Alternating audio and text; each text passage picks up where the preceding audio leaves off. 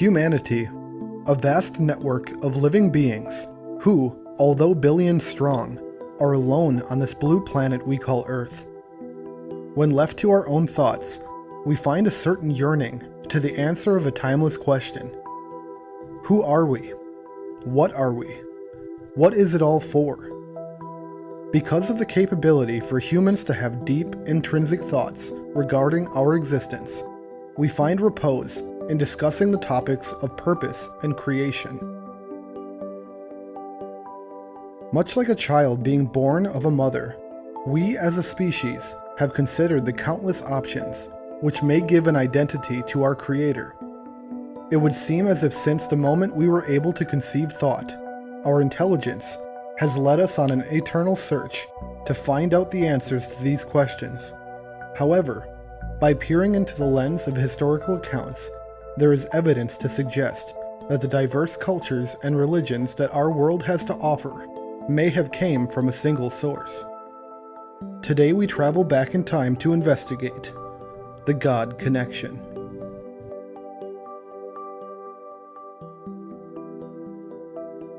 To start this video, I will be sticking to written and archaeological evidence within civilizations and staying away from Neanderthal and Paleo humans, as there is not enough evidence to prove their stance on religion and God. To start our journey, we will start with the start: creation. Our creation is usually attributed to evolution. However, there is a definitive window of time in which humans went from being cave-dwelling nomads into a more refined and efficient society. Ruins from ancient Mesopotamia show that some of the earliest megalith structures were built around 4500 BC, although the earliest so far has been in Turkey on Göbekli Tepe, or Potbelly Hill. The ruins there have been dated to a time as early as 9,500 years BC, making it nearly 12,000 years old. The people who lived there were surprisingly good at stone carving and depict several animals in their statues and pillars. Unfortunately, as amazing as the age and architecture is on these massive groupings of stone buildings, there is no written evidence as to a belief in God or structured religion. Scientists and researchers, however, have come to the major conclusion about the history related to the people who walked its halls. They most likely did not live there full-time. The location and layout suggest it was most likely used as ceremonial grounds for a regular cultural event. Although Göbekli Tepe does not share its secrets regarding the tales of religious beliefs, it stands as an early example of humans coming together for cultural practices, which grew over time into religion. The earliest literate civilization to leave a long-lasting account of religious ideals were the Sumerians. Sumerian writing, later known as cuneiform, required deep impressions into clay to write the characters, and because of this, the stories of the Sumerians are still around today.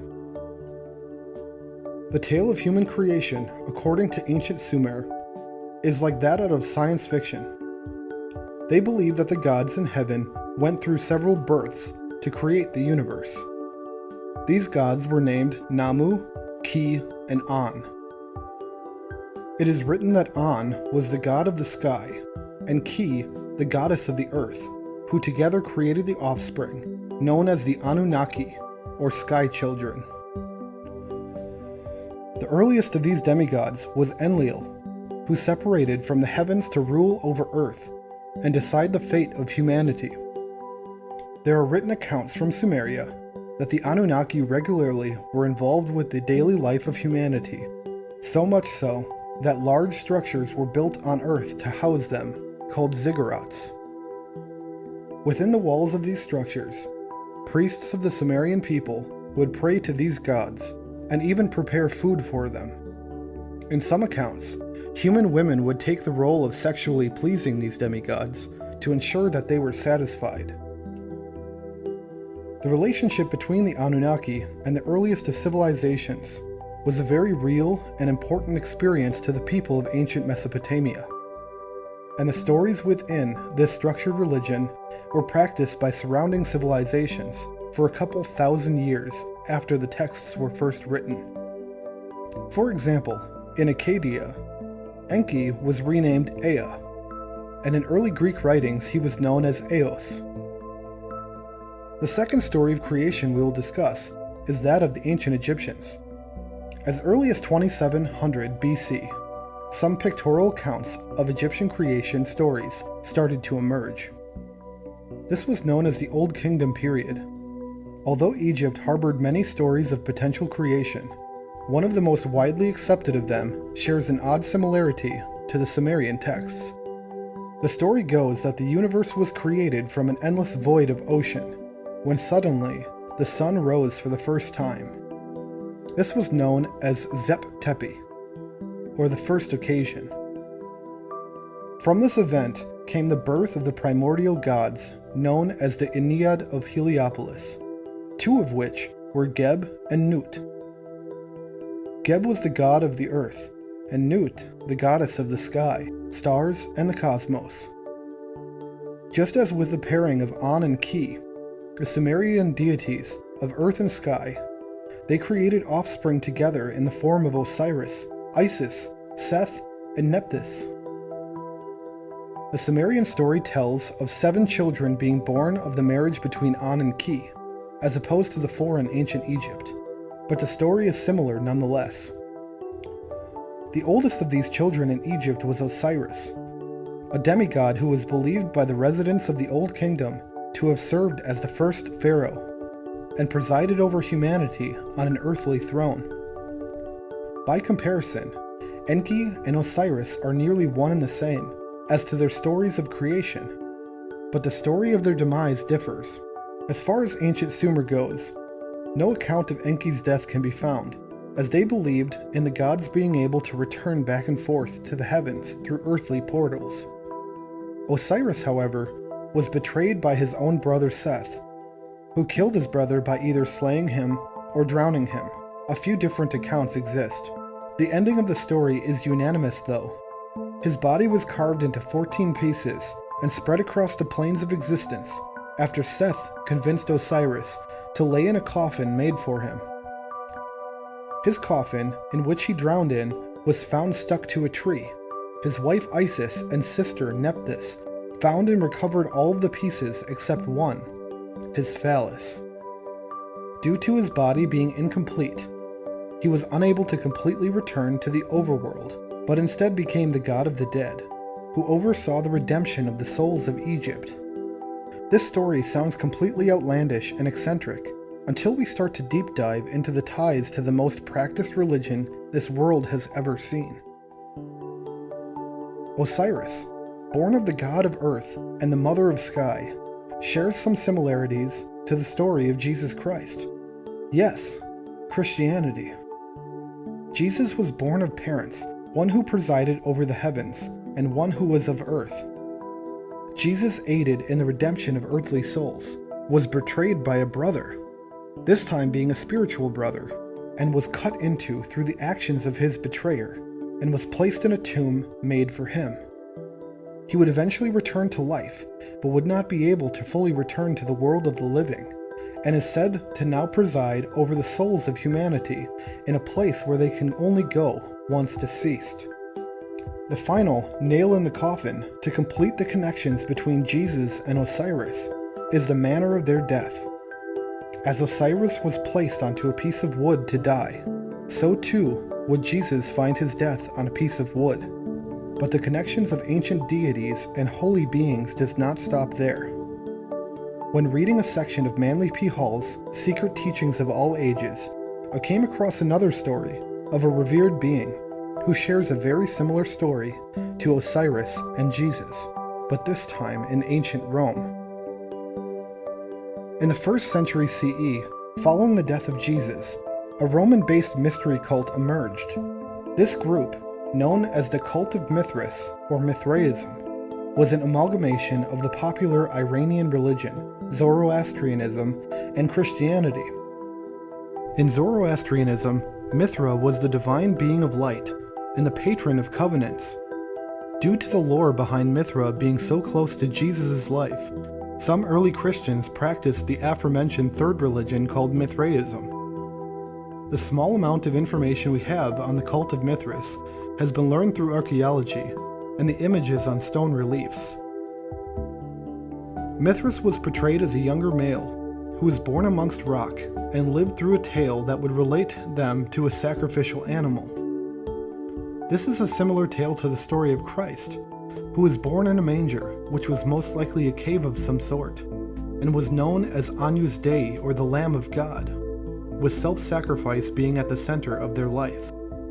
Now, I won't go too deep into Mithras because I'm planning on doing a whole video on the cult of Mithras in the future. The point of the whole story is that over a span of thousands of years, similar accounts can be found throughout the ancient world that tell of a savior, born of parents who have come from both heaven and earth, who lived as a divine being, died in an act of betrayal, and was risen to new life. These similarities make a compelling case towards two possibilities. Either A, the same story was told from generation to generation, and then cultural aspects were added to make the story more fitting to the prospective religion it was practiced in, or B, different saviors have existed throughout history in many cultures who share a common story and possibly a common creator. The story of the savior is an intriguing topic with eerie coincidences in ancient times. I know there are other examples out there. Then this most holy land, the seat of places consecrated to divinity, and of temples, shall be full of sepulchres and dead bodies. O Egypt, Egypt, fables alone shall remain of thy religion, and these, such as will be incredible to posterity, and words alone shall be left engraved in stones, narrating thy pious deeds. Kemet, the land known in today's time as Egypt, a mysterious world filled with rich history and practices which have been lost to time.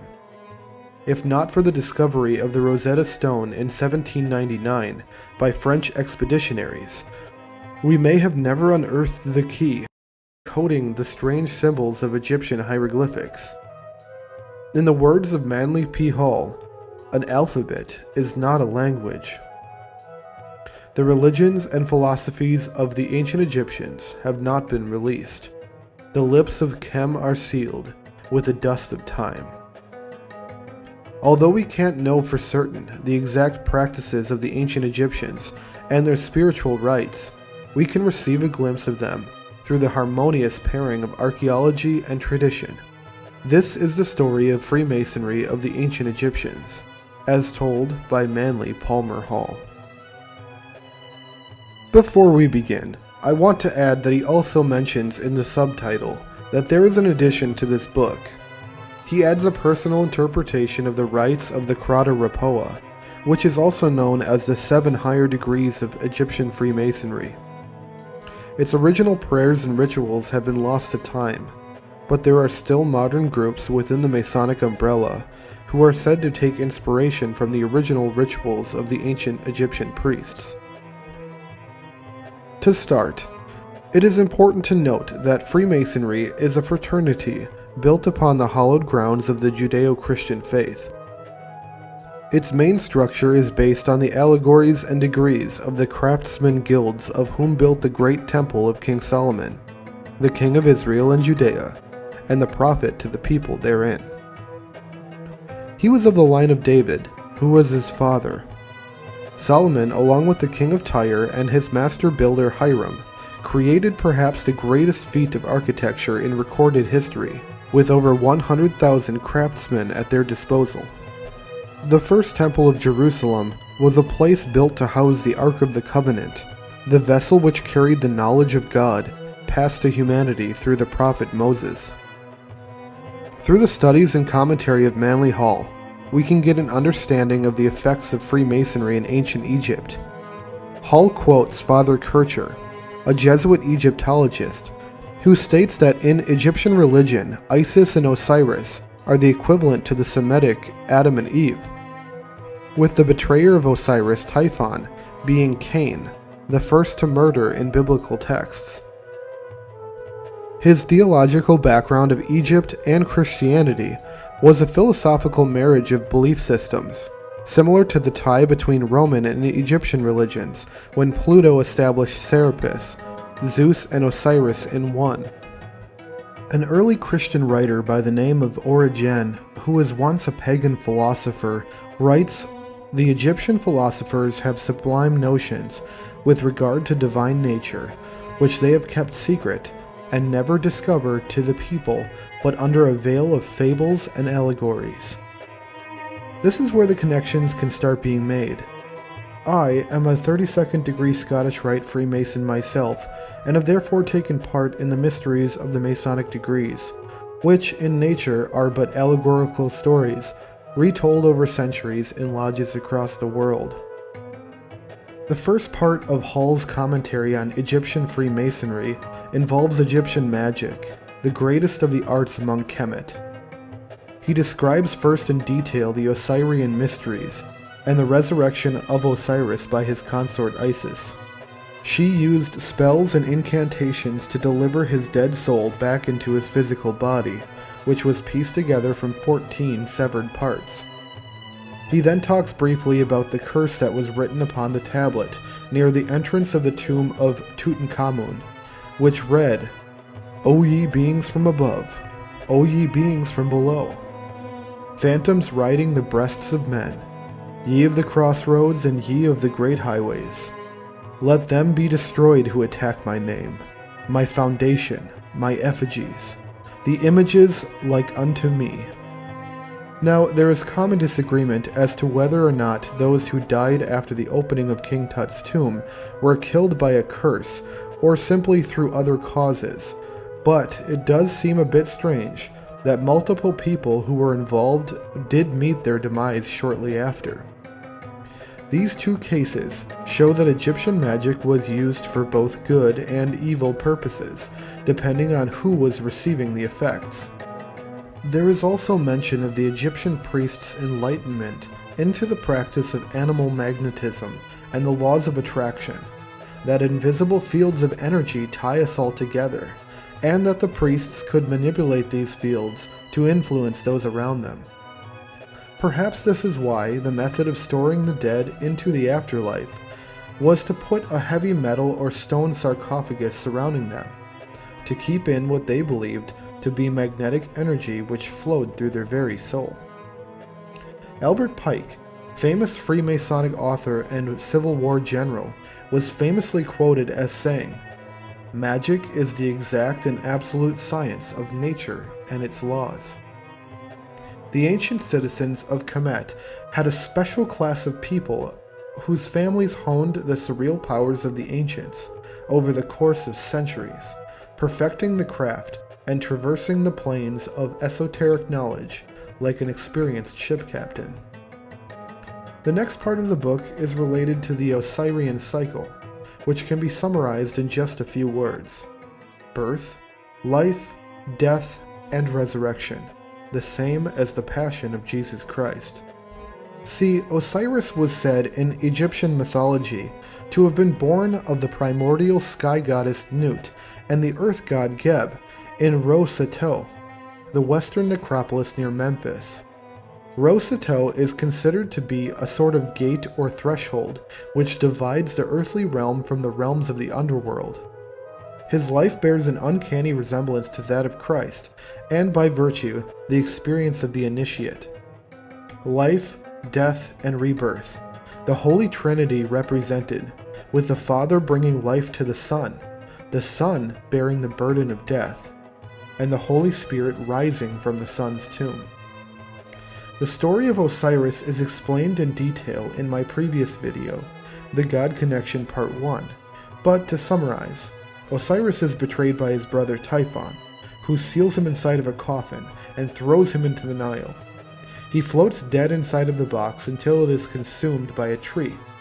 His wife Isis recovers his body, and in taking it to be resurrected, it's stolen from her. His body is cut into 14 pieces which are spread across the land. All parts except for his phallus were recovered by Isis, and because of this, she was unable to fully bring him back to life. Instead, he presides over the dead souls in the underworld, wrapped in linen to keep his body together. Life, death, resurrection. This section also touches on Isis caring for her son Horus, who had been hidden from Osiris's killers, lest he fall victim to the same fate.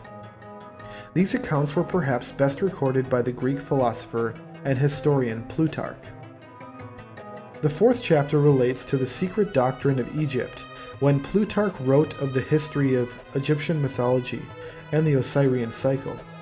He was writing it under the bias of being an initiate of the Temple of Delphi. The Temple of Delphi was a place where the most learned went on request to gain esoteric knowledge.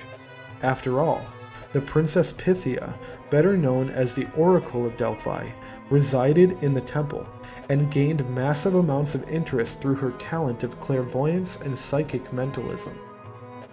It is not an unfair assumption to make that she passed down her knowledge and her abilities to the priests of her temple, which were later known simply as the Brotherhood. The term Brotherhood is a term which is widely used in Masonic fraternities today, with the term brother being used to describe any member within the global family. Hall explains that Plutarch's involvement within the temple limits his ability to write truthfully, or at least the whole truth. He also goes in depth by saying that the true rituals of ancient Egypt would have largely been tainted by the time of Hellenistic Ptolemaic Egypt. The basis of this doctrine relates to the Osirian myth being used in allegory during the initiation rites of ancient Egyptian Freemasons, similar to the story of the Master Builder in modern Masonry. The early Greek lawmaker Solon, who was alleged to have spoke the now extinct Atlantean language, had close relations with the ancient Egyptian priests, and was told a very powerful yet cryptic message from them. "O Solon, Solon, you Greeks are always children. There is not one Greek who is an old man." Of course, the priest was not talking about literal age, but instead a more mental age, which is matured in years of understanding and enlightenment. Solon brought the information he had taken, how little or how few, with him back to Athens, which ignited the world of Greek philosophy and the advancement of mystery schools. The basis of Egyptian priesthood is summed up by 3 words: geometry, mathematics, and philosophy. It was well understood by our ancient Egyptian brothers that all things in this world are created with geometry, measured by mathematics, and understood by philosophy. This type of knowledge is primordial knowledge, the knowledge which began with Osiris and was passed through the ages in a line of esoteric succession to the priests themselves. Hall writes in poetic fashion a few lines of the symbolism of Osiris. Osiris becomes a dual symbol, being the first place of esoteric wisdom itself, and in the second place, the composite order of initiates, through whom the tradition was perpetuated. The personality of Osiris thus typifies the institution erected by the ancients to perpetuate the deathless truths of the soul. The living head was crowned with the plumes of wisdom and power. The hands bore the scepters of 3 worlds, but the body was bound with the mummy wrappings of the dead. Here we find spirit, the living head, bound incongruously to matter, the mummified body. Osiris represented the secret doctrine prior to that time when the omnific word was lost. And for those of you who don't know what the Karada Rappoa is, basically it is the 7 degrees of higher Egyptian Freemasonry according to the book that it's named after. But the book itself, the Karada Rappoa book, is a compilation of several ancient philosophers and writers. It compiles their work talking about this subject and puts them all into one book, which then we can kind of get a better idea of the initiation rites and rituals and what the group might have been like. So without further ado, the second installment of Freemasonry of the Ancient Egyptians by Manly P. Hall. Modern-day Egyptian Masonry was brought to new life in the 18th century France through efforts of men like Comte Saint-Germain, a Freemason who founded many strange and ancient rites with many persons of position and distinction in their ranks. It was actually in the presence of American ambassador Benjamin Franklin, who was also a Freemason, that Comte's disciple Franz Anton Mesmer, yes, the reason why we have the word mesmerized, became so interested in electricity and magnetic fields.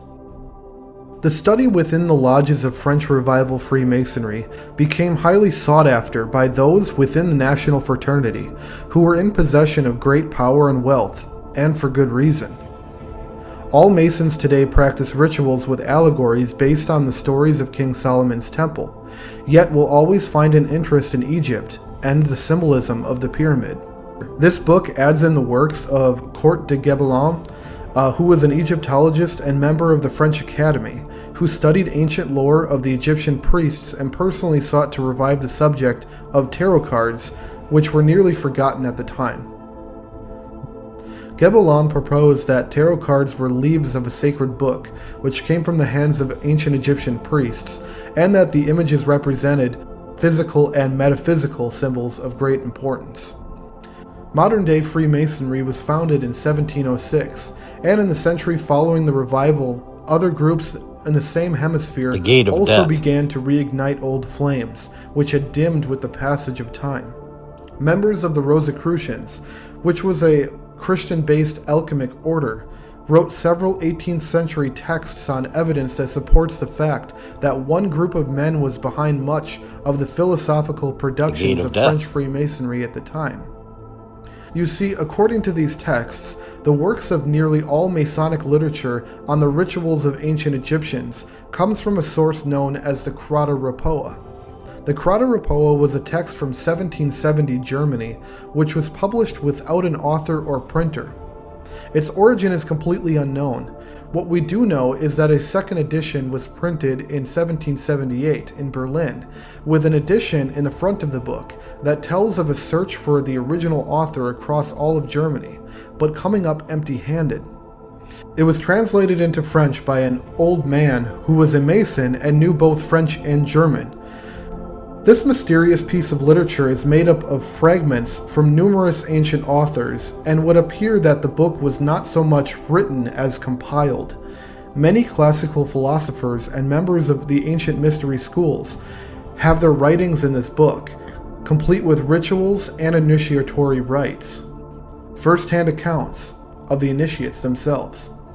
The next chapter expands on the Krater Rapporteur into the initiations of the ancient mysteries of the priests of Egypt. When an initiate, which is called an aspirant in the text, desires to be initiated into the ancient society of Krater Rapporteur, he is required to be recommended by someone who is already initiated. This was ordinarily done through the authorization of the king to the priests. The aspirant would first apply at Heliopolis, a very interesting place to begin the process. Heliopolis, or the City of the Sun, is one of the oldest cities in Egypt, which was a major religious center for the citizens of ancient Kemet.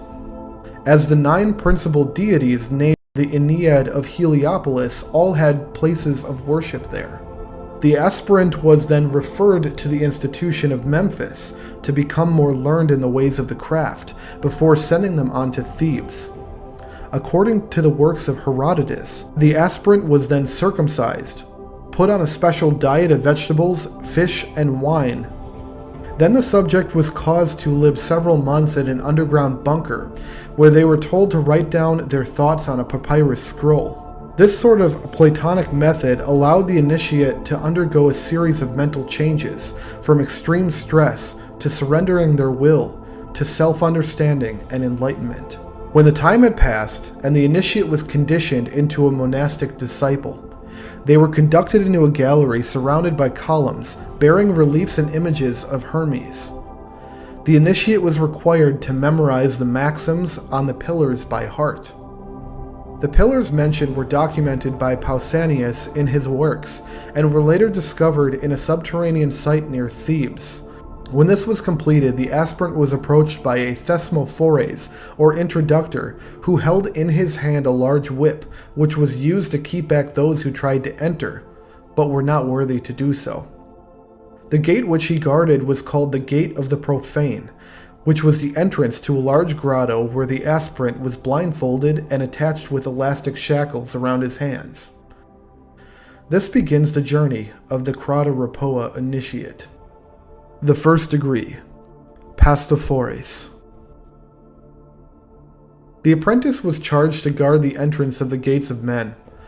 Then on their arrival, the thesmophores touched the shoulder of the Pastophores, or last of the apprentices, who was invited, to announce the aspirant who knocked on the gate. After a series of questions, the gate was opened and the aspirant admitted. The officers of the Krata-Rhopoa Lodge are similar in nature to modern-day Freemasonry, with the master being called Hierophant and the Pastophores being the tiler who guards the door. After their initiation, which consisted of allegories in theatric scripture readings, the menes, or reader of laws, similar to a secretary of the Blue Lodge, informs the new initiate of the constitution of their order and recites the oath to which the initiate responds. A sword is lightly grazed against their throat to remind them of the penalty of breaking their oath they had just taken. The initiate's sight is then restored, and he is placed between two square columns, which in between was placed a ladder of 7 steps and a figure with 8 doors of different dimensions. These allegorical items were not explicitly explained, but rather described in enigma as followed.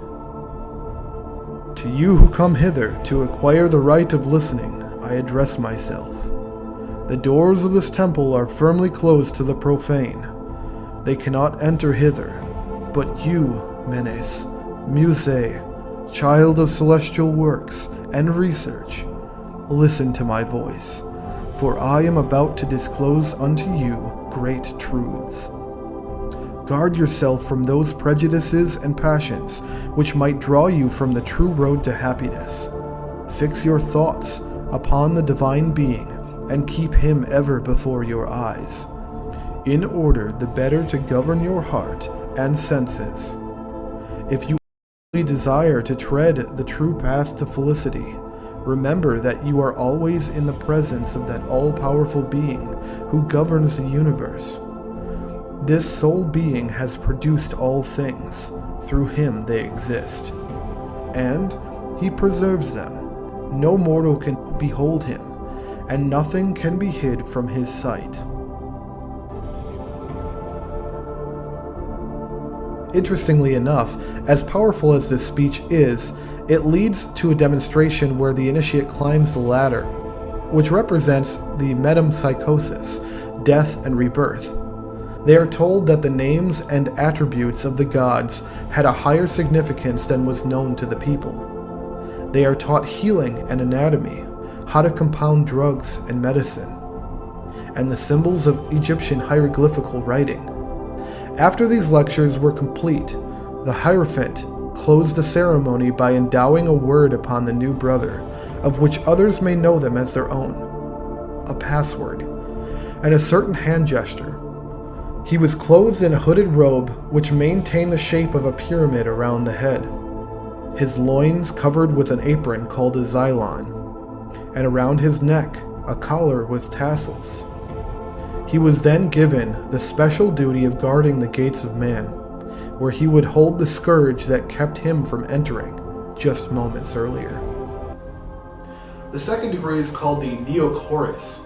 Once the Pastophorus has spent a year as an apprentice of the lodge, he was examined by his peers as to his knowledge and understanding of the works.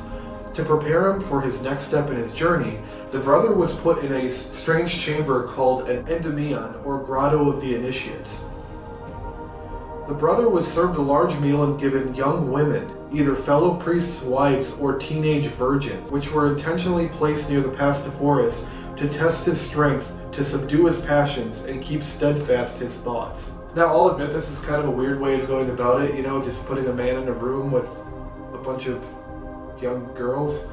But I guess to prove whether or not he's capable of subduing his passions, I don't know. Giving into temptation, especially with the spouse of a fellow brother, was an event worthy of being rid from the group and being potentially killed, as it violated the oath taken with the menes at the altar, where the sword was grazed against the throat to instill the penalty of violations against it.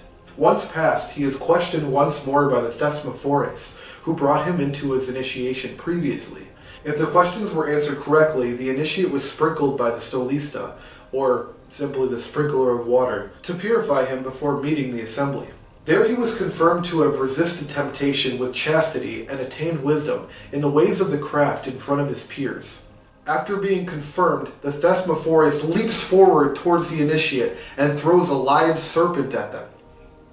In later accounts, the serpent was said to have been replaced by a gilt replica, but I guess in the original and earlier forms, they used live snakes.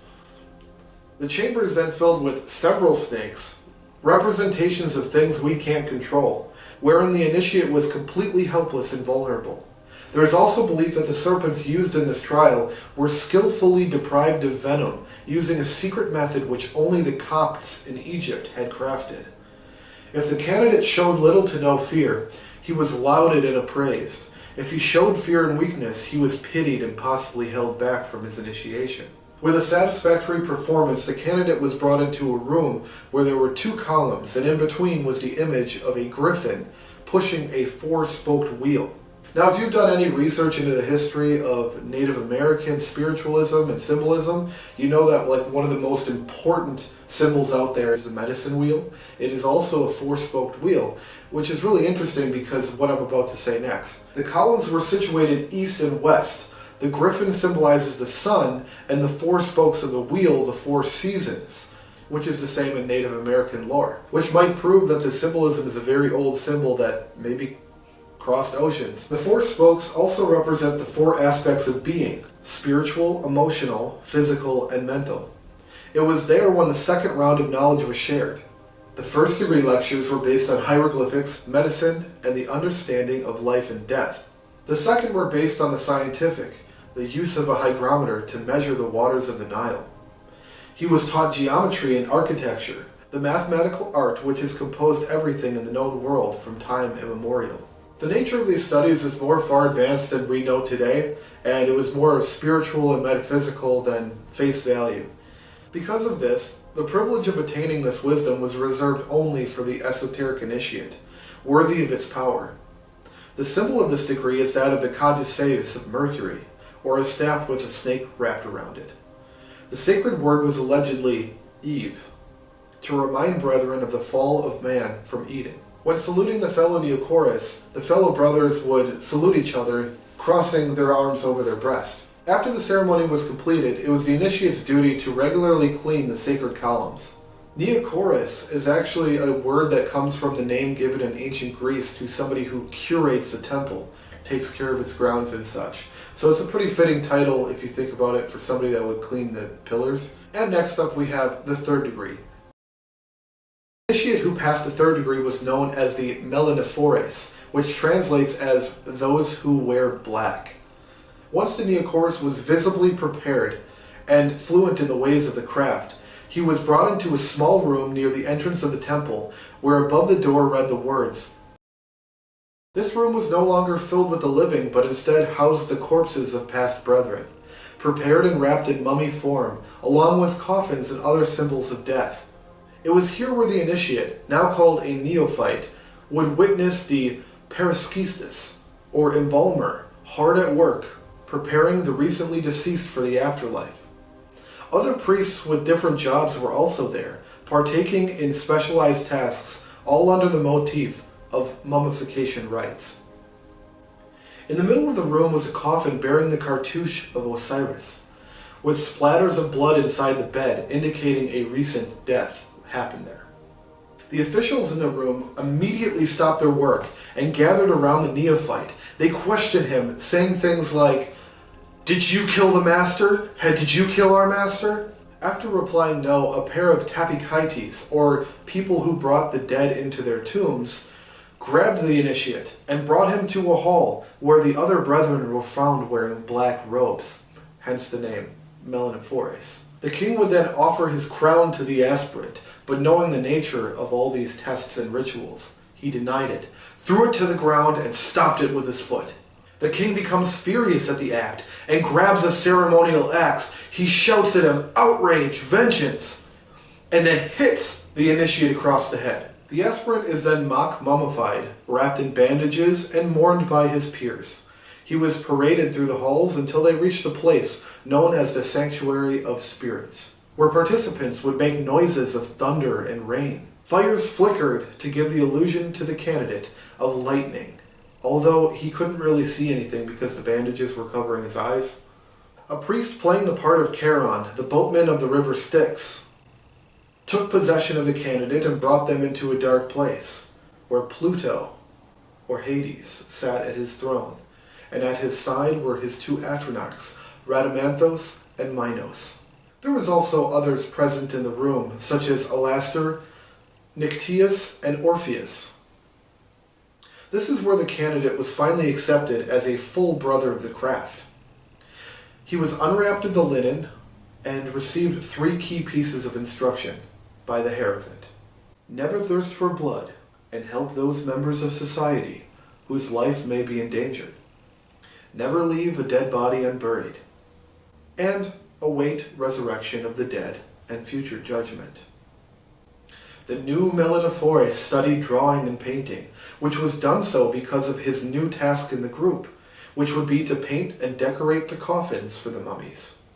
He was taught a new alphabet named the hierogrammatical alphabet, which was a lettering system based on geometry and the elements of history and astronomy. He was taught the art of funeral orations so he could fulfill his obligation to bury all of the dead. The sacred words of this degree were given, words that I don't want to say on my channel out of respect for the rituals of these people. You can look them up if you like, or read this book. I highly recommend you read this book if you're spending your time watching this video. He was also given the phrase, "I count the days of anger." The newly made Melanophores remained inside an underground chamber until he could prove his capability. This was done to see if he would remain at the 3rd degree, or perhaps be moved to the 4 higher degrees, which were even more exclusive than the previous ones. The 4th degree, the Christophores. When the candidate was told the secret words and the phrase, "I count the days of anger," it's related to the Christophores 4th degree. You see, they spent 18 months in what they call the anger period. And after the 18 months, the Thesmophores, or conductor, came to visit the candidate. After arming him with a dull sword and a small shield, the initiate was to follow him through the galleries of the temple. And out of seemingly nowhere, a group of men appeared with hideous masks and torches with snakes wrapped around them. They attacked the initiate, shouting, "Panis!" which is kind of weird because in, in Latin and Greek, that means bread. I'm sorry I got carried away and I said things I shouldn't have said, and I deeply apologize.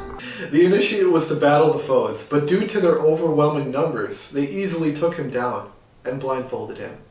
They also placed a rope around his neck as a restraint to guide him into a hall where he received a new degree.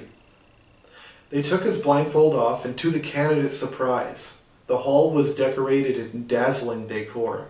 Statues, reliefs, maxims, carvings, gold gilt and full of the most detailed paintings. Around the room were seated the king himself, along with some of the society's officers, the demiurgos, or the chief inspector, the stolista, or the water sprinkler who had purified him previously, the secretary and treasurer. All wore the Aletheia, or goddess of truth. The words were spoken, "Eum omnium hominum justissimum et tenacissimum apportebat qui circa colum imaginem ex saphiro gemma confectam gestibat," which translates to, "He was the most just and tenacious of all men, and around his neck he wore the image made of a sapphire gem."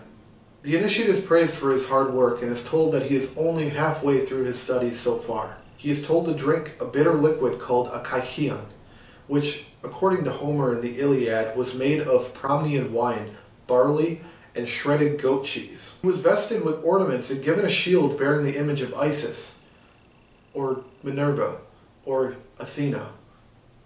They're all the same. He was also given the boots of Anubis, or Mercury in the Roman mythology, and the mantle of Orcai, named for Orcus, or the god of the underworld, who is a punisher of oath breakers, in the form of a hood which was worn over the head. Pretty fitting for somebody whose entire society is based on oaths. Wearing the newly attained attire, he was told of a quest where he would have to go deep inside of a cavern, find an individual, chop off their head, and return their head to the king. "Behold the enemy's cavern!" exclaimed the parties involved. Upon entering the cave, the initiate came across the image of a beautiful woman, which wasn't a real woman, but was made of either bladder or skin. They tried to make it as close as they could to looking like a real woman. The Kistophores grabbed their hair, struck their neck, and decapitated them, and brought their head back to the king, where he was informed that the woman, or the image of the woman that he had just killed, was actually a Gorgai, or a Gorgon, which, if you know Greek mythology, you know that Medusa was a Gorgon. He was then told that the Gorgai was a symbol for the wife of Typhon, or Seth, who is the brother of Osiris and ultimately the one who has Osiris killed. The candidate was the embodiment of the Avenger of Evil. He changed clothing, and his name was inscribed in the Book of Judges of the land. He was given privilege to talk personally with the king and partake in the court feast in his honor. He was given a special pin to wear at this feast, which bore the image of Athena, or Minerva, or Isis, in the form of an owl, and the allegory was explained to him. Man at birth is blind as an owl, and becomes man only by the aid of experience and the light of philosophy. The hood represented wisdom, and the severed head represented the repression of passions. The shield, a defense against those who slander in your name. The column, firmness. The water, a thirst for science. The quiver, beauty. The olive branch, a symbol of peace. The candidate was then taught that the true name of the great legislator is Joah, a shortened version of Jehovah or Yahweh. This name is also the name of the order. He was now allowed to attend their regular meetings and use this password to get inside. The newly made Kistophores was taught the Ammonitish language, a very old and rare and mysterious language, along with human sciences. This is where the candidate would transcend into the grand manifestation of light, or the greatest of the greater mysteries of ancient Egypt. The fifth degree of the Egyptian priests was the Balahate.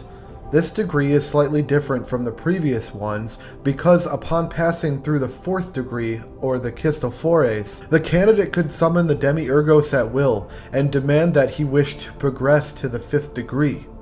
The Demiurgos could not refuse this request. The candidate was conducted into a hall where all brothers were present. He then was further conducted into a theater room where he seemed to be the only spectator in the crowd. All of the other higher positioned officers were in costume, and the show would soon begin. A high-status person called the Orus accompanied the torch-wielding Balahate on a quest down the halls of the temple to find something which was lost. When the group arrived at the entrance of the large cave, the Orus drew his sword, and flames began to illuminate the cavern walls. Deep inside of the cave was Typhon, the Grecian adaptation of Seth, the brother of Osiris who betrayed him and killed him. Typhon sat in a chair with the outward demeanor of a depressed teenager. When approached, however, Typhon leapt up and hundreds of heads came jetting out of his shoulders. Arms grew from his sides with great size, and scales began to replace his skin. The Orus advanced without fear or hesitation and decapitated the beast, and threw his corpse into the dark abyss of the cave. The wound from the head of the beast spewed flames as it continued to screech in agony. The candidate was then given a lecture as to the image that he just witnessed. Typhon represents fire. the duality of its symbolism, with fire bringing death and pain, but also warmth and nourishment. The Orus represented industry and labor, it being his duty to subdue the flames of evil and repurpose them for good. The Christophores was instructed in the science of chemistry and the art of decomposing substances and combining metals, a sort of early alchemy, like the Rosicrucians. He was now able to call upon the masters of these sciences to create his own experiments and research. The word of this degree was chimia, which translates to chemistry. The sixth degree, or the astronomers before the gate of the gods. This degree begins with the candidate being placed in shackles. The Thesmophores conducts them back to our favorite place, the Gate of Death. He descended 4 steps instead of the 3 from the last time he was there, because the room had been flooded with water and repurposed to represent the river Styx. Floating in the water were coffins which the candidate was told contained the bodies of previous members who had been put to death for betraying the oath of their order. Should he violate his obligations, he too would meet the same fate as those who remained inside the coffins. He was given a lecture into the origin of the Egyptian gods, the objects of people's adoration, how they conducted themselves, and how they came to exist. This section is incredibly interesting because it suggests that the common people were taught to worship polytheism as a way to divide them. But a single being was responsible for the entire creation of the universe, and only the most worthy would be able to learn of this knowledge. Because this sole being was responsible for everything in existence, and the universe was considered to be made perfect, it was believed by members of the society that humans could never fully understand their creator. The candidate of this degree began to study the most holy science of astronomy. His duty was to observe the night sky and interpret the movements of celestial bodies. He was told to stay away from the deceiving words of the astrologers or drawers of horoscopes, as it was considered to be clandestine in nature and superstitious. The astrologers chose the word phoenix as a word for their order. So, out of mockery, the astronomers of the Gate of the Gods used this as a kind of second-tier word for their order. After their instruction, the initiate was brought back into the Gate of the Gods to be introduced into the Pantheon, where all the gods in heaven were present in the form of elaborate paintings. From this point forward, the candidate was not withheld from any information by the Demiurgos, and was even given a list of all of the chief inspectors in the world, and therefore access to all of the global members. The last part of the ceremony included the newly made astronomer learning the priestly dance, which corresponded with the movements of celestial bodies. The word of this degree was Ibis, signifying both the image of Thoth, later known as Hermes Trismegistus, and the symbol of vigilance. The 7th and final degree of the Krata Raphoa, the Prophet, or Sapanath Panka. The last degree, the most important and eminent, which gave the most detailed and complete explanation of the mysteries. The astronomer could not obtain this degree without the approval of the king, the Demiurgos, and all members of the order. 100% approval was needed. If the candidate could so accomplish the amazing feat of getting so many people to agree on one thing, he was given a sort of public procession, which was called a pamilach, also called the circumcision of the tongue. The tongue wasn't actually circumcised, it was more of a symbolic way to say that the sheath around their tongue had been lifted, had been cut off, so they were finally able to speak all of the truths openly without being held down by people of higher status. The parade was finished and night came. The members went quietly into the city, into a square house with several rooms, adorned with pictures representing human life. These houses were called maneras, or residents of the manes. Manes was the word in ancient Greece and Rome which was given to the souls of dead ancestors. It was believed by some that the initiates of the mysteries could speak and interact with the dead. The house also had a numerous amount of columns, coffins, and a statue of the Sphinx. The new prophet was given a ceremonial beverage upon their arrival called an oimelas, or a sort of Egyptian honey wine, kind of like mead. He was invested with an amulet bearing the image of a cross, an item that symbolism was only known by the initiates and still to this day cannot be found. They were obliged to wear it continuously and to rarely take it off. The prophet was gifted a white robe called an itangi. His head was shaved and made into the form of a square.